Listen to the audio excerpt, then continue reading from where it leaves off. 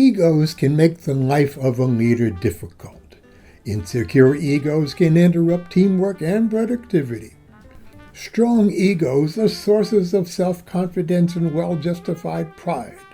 When our egos are insecure, however, they can also drive us to self-promotion or withdrawal. Our egos typically shift between strong and insecure. The latter is the one that can disrupt teamwork and productivity. In this video, we will explore how insecure egos can detract from productivity and how developing effective team agreements can prevent ego-driven disruptions.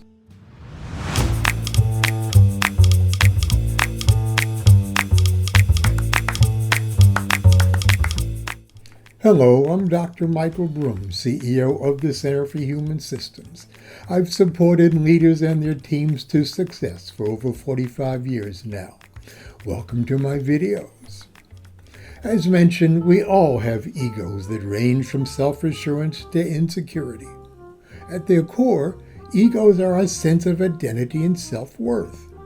A healthy, well-fed ego is grounded, confident, and assuredly capable. It knows its value from the inside out. An insecure ego, by contrast, feels uncertain or inadequate. They may try to hide their insecurity with arrogance or other forms of self-promotion, or they may retreat into timidity and nervousness. In either case, affirmation is sought from outside, but what it's seeking can only be found internally. Whether the ego comes across as arrogant or insecure, both are masks for the same inner hunger. The result of emotional injuries that hide the self-assured wholeness that is fundamental to us all. Stefan was a leader of a middle management team. A timid member of his team would passive-aggressively remind an arrogant colleague of past mistakes on a regular basis. Little work would get done when that happened. Stephen's attempts to bolster the ego of either would fall on deaf ears. That doesn't mean leaders should withhold praise, far from it. Positive reinforcement is essential. It helps reinforce healthy egos, keeping team morale high and motivation strong. Think of them like architectural buttresses. It supports what's already built. But here's what leaders must understand. No amount of external praise can satisfy an insecure ego. It may create a temporary boost, but the hunger soon returns, often louder than before. Insecure egos in the workplace routinely sabotage team performance. They create distraction and distortion. Some dominate conversations needing to prove themselves. Others avoid risk, fearing exposure. They may hoard information, take credit when it's not due, or suddenly undermine peers to feel superior. The difficulties on Stefan's team exemplified this point. The result? Poor collaboration, lower trust, lower productivity, and innovation suffers.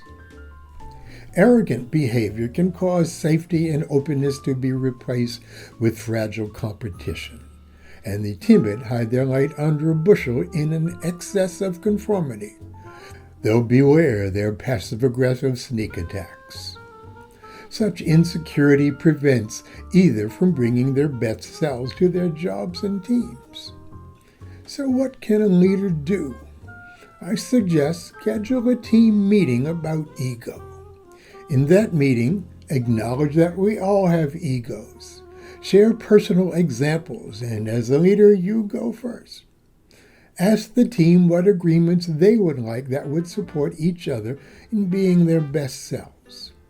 Suggest that they also have an agreement to pull each other's coattails if it seems that someone may be operating from their insecure egos. It's going to happen.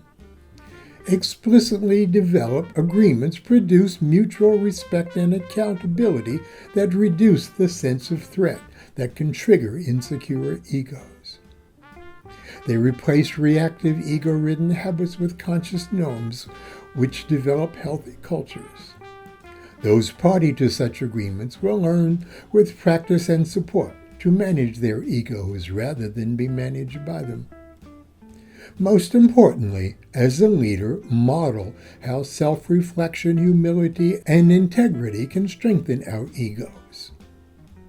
That offers the psychological safety where insecurity begins to quiet and self-assurance can thrive. We used the process of building ego-based agreements with Stefan's team with good results. We did, however, add an additional agreement having to do with accountability. If the team's productivity increased during the month, an amount would be added to the team's quarterly bonus. Likewise, if productivity decreased in any month, the quarterly team bonus would disappear. I thought that was rather severe, but that's what they wanted and that's what they agreed on. In this manner, the team focused on getting work done and eliminating ego-related dysfunctions. When leaders understand ego, not as enemy, but as energy to be managed, they unlock more than productivity. They create wholeness, synergy, creativity, trust, and healthy teams. Let your leadership nourish strong egos. In our next video, we will explore agreements for effective execution. You won't want to miss it.